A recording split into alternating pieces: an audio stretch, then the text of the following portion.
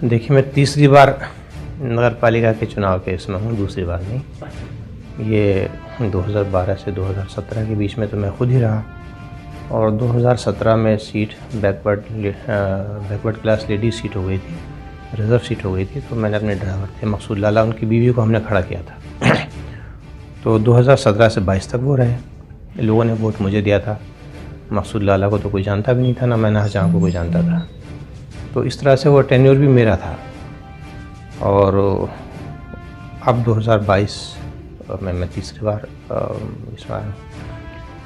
अर्ज़ ये है कि 2012 से 17 के बीच में हमने जो वादे किए थे, उसमें वादों से ज़्यादा हमने काम किए। जो वादे हमने पब्लिक से किए थे, उससे ज़्यादा काम किए। टांडे में मेरे ख़्याल में उस ज़माने में कोई रास्ता, कोई गली, कोई मोहल्ला ऐसा नहीं बचा जहाँ पे सड़कें ना बनी हो, पानी की पाइपलाइन ना पड़ी हो, बिजली का काम ना हुआ हो। जो भी नगर पालिका की ज़िम्मेदारी है वो हमने पूरी तरीके से अदा की। और यही नहीं, स्कूल भी खुलवाए यहाँ पे, हमने स्लटर हाउस भी बनाया। हमने बहुत सारे काम किए ऐसे जो होने चाहिए थे, जो टांडे में नहीं थे। अब वो एक ही दिन में या एक ही साल में या 5 साल में किसी शहर की, किसी कस्बे की तकदीर और तस्वीर पलट नहीं जाती है। हमारा टांडा बहुत ही बैकवर्ड एक टाउन था।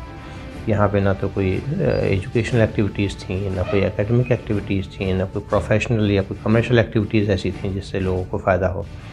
तो एक ये कहिए कि टांडे की सूरत हाल ये थी कि एक तो बैकवर्ड कंट्री है, और फिर अंडर डेवलप कंट्री के अंदर एक ऐसा टाउन है जो मेन स्ट्रीम इकोनॉमी से, मेन स्ट्रीम जो डेवलपमेंटल प्रोसेस है उससे बिल्कुल अलग था। इसको टाउन को दोबारा किसी उसी मेन स्ट्रीम डेवलपमेंटल प्रोसेस में लेकर आना एक बहुत बड़ा चैलेंज था, और उसके लिए आपको एक लॉन्ग टर्म प्लान की ज़रूरत थी, और वो प्लान हमने किया। उस प्लान के तहत हमने कुछ काम किए। जो बुनियादी ढांचा होता है, बेसिक इंफ्रास्ट्रक्चर होता है, वो हमने बनाया 2012 से 17 के बीच में। उसके बाद फिर एक टेक ऑफ करने का टाइम आ जाता है जहाँ से आप और ज़्यादा आगे बहुत तेज़ काम कर सकते हैं। तो बुनियाद तो हमने बना दी। अब जब उसके बाद तेज़ी से काम करने का वक्त आया, उसको पूरी इमारत बनाने का वक्त आया, तो उस वक्त पे वो seat ladies backward class reserve हो गई, और हालात ऐसे बन गए कि हमें अपने ड्राइवर मकसूद लाला की बीवी मैना जहाँ को सिलेक्शन में उतारना पड़ा। लोगों का भी यही ख्याल था, लोगों ने मशवरा दिया कि ठीक उतार दीजिए इसको। लेकिन उनका जो दिमागी तौर पे स्टेटस था, मेंटल स्टेटस था, वो इतना ही था, बहुत छोटा। और उन्होंने इस मौके को गनीमत जान के और हमसे गद्दारी की बगावत कर दी। सूरत हाल ये है कि अगर मैं जो पूरा 2017-18 में इलेक्शन हुआ है म्यूनसिपलिटी का, कभी किसी स्टेज पे हमने मकसूद लाला को नहीं लाया। मैंने जहाँ का हमने कहीं फ़ोटो तक इस्तेमाल नहीं किया, सिर्फ नाम उसका मेरे नीचे लिखा होता था, कोई चीज़ नहीं थी। अगर हमें मालूम, अगर उस वक्त में हम मैना जहाँ का फ़ोटो लगा देते या मकसूद लाला को किसी स्टेज पे भी ले आते तो हम इलेक्शन हार जाते। ये लोग उसको एक्सेप्ट करने को तैयार नहीं थे। लोगों ने वो मुझे वोट दिया था, लेकिन इन्होंने जैसे म्यूनसिपलिटी की सीट हमने जीती, उसके कुछ दिन के बाद तक वो हमारे साथ में रहे। हमने यूपी गवर्नमेंट से कुछ स्पेशल फ़ंड्स मंजूर कराए, तकरीबन 65 करोड़ के, और उन फ़ंड्स की जब पहली किस्त नगर पालिका के अकाउंट में जिस दिन पड़ी, मई 2018 में, तो उन्होंने उसी रोज़ अपने घर में मीटिंग की कि मौका बहुत अच्छा है, बगावत कर देनी चाहिए, उसको कब तक ढोएंगे। तो उन्होंने वो बगावत कर दी। अब सूरत हाल ये कि जिसका नाम हो कागज़ों में, जो सीट पे बैठा हो, उसी का सब कुछ होता है। तो हमने कुछ नहीं कहा, मोहल्ले के लोगों को बुला के एक बार मीटिंग की, पूछने की कोशिश की, लेकिन वो मीटिंग में नहीं आए, बात ख़त्म हो गई। इंतज़ार किया हमने वक्त का। लेकिन इन 5 साल में जो काम हमने पहले किए थे 2012 से 17 के बीच में, वो काम भी ख़त्म हो गए, तो उनको रोल बैक हो गया। स्कूल बने थे वो चालू भी नहीं हुए, स्लटर हाउस बना था वो वहीं का वहीं बना कर रह गया, और जितना मेरे ज़माने में बना था इतने बना रहा। आप देखें पानी की टंकी जितनी बनी थी वो ऐसे कैसी खड़ी हैं, आज तक भी उसमें कोई कुछ नहीं हुआ है। तो ये जितने काम थे रह गए। अब जो फंड्स हमने मंजूर कराए थे वो बड़े पैमाने पर गबन हो गए। उनकी इंक्वायरी बार बार होती है, लेकिन वो इंक्वायरी को मैनेज करने का उसको अंदाज़ा आता है, वो मैनेज कर लेते हैं उसको, लेकिन वो कब तक कर पाएंगे। एक ना एक दिन बहरहाल कानून अपना काम करेगा। अब मैं 2022 में मैं दोबारा इस नीयत के साथ में यहाँ पे वापस आया हूँ कि एक तो जो हमारा प्रोसेस रुक गया है, आप देखें पूरा टांडा स्टैंड स्टिल पे पड़ा हुआ है। जो सड़कें उस ज़माने बनी थी उनकी मरम्मत तक नहीं हुई, जो नालियाँ टूट गई उनकी मरम्मत तक नहीं हुई। हमें तो समझ में अभी तक ये नहीं आ रहा कि आखिर वो पैसा गया कहाँ। सिर्फ एक स्टेडियम के लिए जो हमने 18 करोड़ रुपये मंजूर कराए थे, वो स्टेडियम भी नहीं बना, बल्कि ये उस नक्शे से अलग बिल्कुल एक अस्तबल सा बना दिया है, घोड़े का अस्तबल या भैंस का तबेला बना दिया है उन्होंने।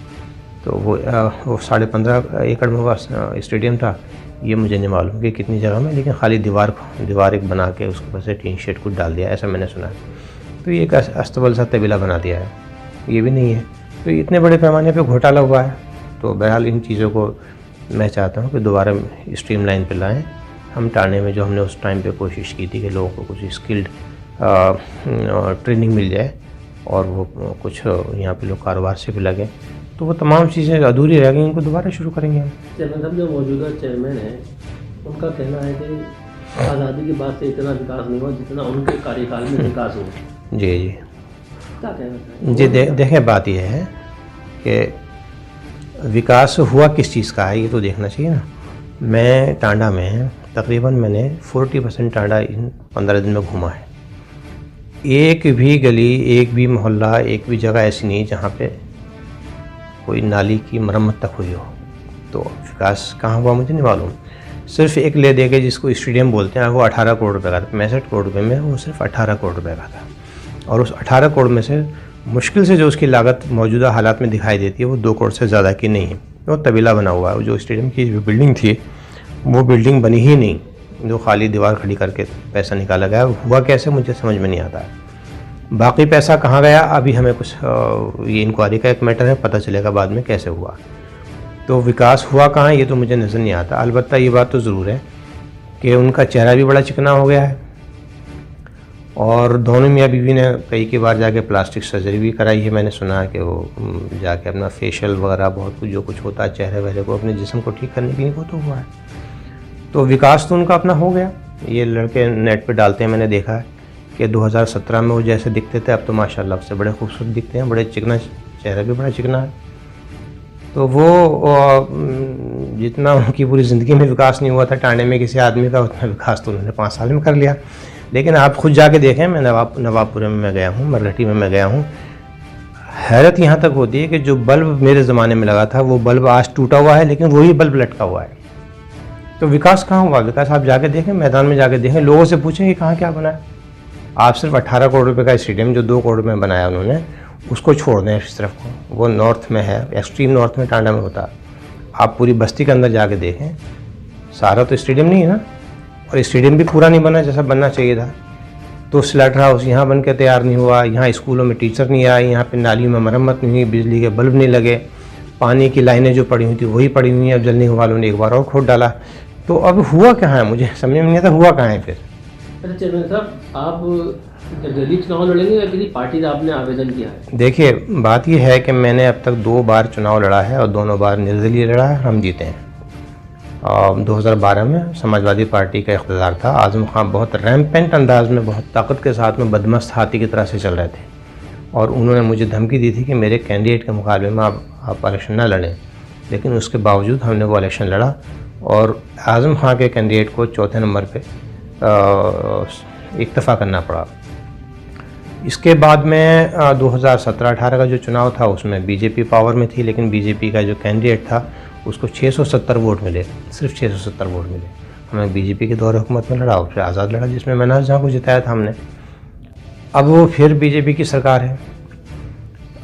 देखिए, पॉलिटिक्स में कोई ऑप्शन बंद नहीं होते हैं, हमेशा खुले रखने चाहिए, और हमें अपने टांडा का विकास करना है, ना कि हमें कोई अपनी ज़ाती तौर पे अना या ईगो की लड़ाई लड़नी है। मैंने बीजेपी में आवेदन किया है। अब अगर बीजेपी में वो अपने कार्यकर्ता को टिकट देंगे आइडियोलॉजिकल बेसिस पे, तो उनकी पार्टी का इंटरनल मसला है, वो दे सकते हैं, उसमें हमें कोई एतराज़ नहीं, बहुत अच्छी बात है। लेकिन अगर वो किसी जीतने वाले को टिकट देना चाहते हैं, और उन्होंने, मैंने सुना है कि देने का इरादा है उनका, वो सर्वे भी उन्होंने कराया है, तो वो सर्वे में तो मेरे अलावा फिर किसी की रिपोर्ट जीतने में लगती नहीं है। अभी तक यही सूरत हाल है, जितने भी सर्वे हुए हैं उसमें मेरा नाम सबसे आगे रहा। बीजेपी में मैंने आवेदन किया है। अगर वो कंसीडर करेंगे, वो गौर करेंगे और सर्वे रिपोर्ट्स की बुनियाद पे वो टिकट देना चाहेंगे तो मेरे ख्याल में मैं बेहतर कैंडिडेट हूँ, उनके लिए बेहतर चॉइस हूँ। टांडा की जनता से क्या अपील करना चाहेंगे चुनाव को लेकर? देखिए, टांडा के लोगों पे मुझे बहुत एतमाद इसलिए है कि मैं 4 साल तक टांडा से बाहर रहा। इस पूरे सियासी हंगामा आराई से मैंने अपने आप को दूर रखा और मेरे अपने मसाइल थे जिससे मैं उलझता रहा। मेरे खानगी फैमिली मसाइल थे, इकोनॉमिक के मसाइल थे, कारोबार के अतबार से हमारे मसाइल थे, लेकिन उसके बावजूद टांडे की जनता ने मुझे बुलाया नहीं। अब जबकि मैं आया हूँ इस वक्त में, तो टांडे में वो ओवरवेलमिंग रिस्पॉन्स मिला है और वेलकम उन लोगों ने किया है कि यहाँ के सियासी लोगों के तमाम जो समीकरण उन्होंने 5 साल में बिठाए थे वो सबके सबमिट करे गए, तहवाला हो गए, उल्टे सीधे हो गए।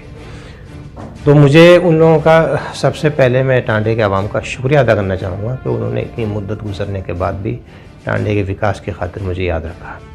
मैं उनका बहुत शुक्रगुज़ार हूँ और आइंदा के लिए मेरी गुजारिश उनसे ये है कि हर चीज़ से बाला हो के वो फ़ैसला करें। ना कोई रिश्तेदारी है, ना कोई ताल्लुकात है, ना कोई दोस्ती है, ना कोई वफादारी है किसी मामले में इस तरह की।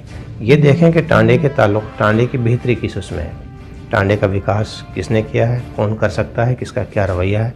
वो काबिलियत की बुनियाद पे लोग फ़ैसला करें।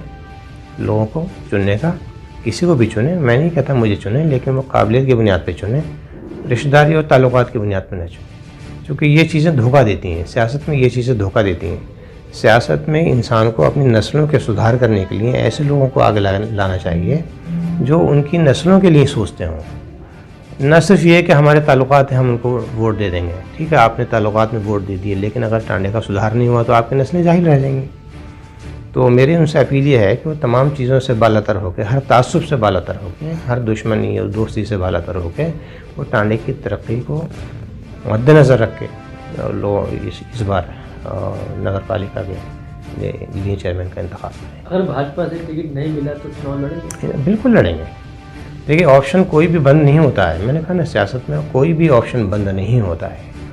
अगर भाजपा से अगर टिकट मिलता तो बेहतर था, लेकिन अगर वो उनका फ़ैसला ऐसा ही होता तो सराहना का कोई हर्ज नहीं है। हम वैसे भी इलेक्शन लड़ेंगे।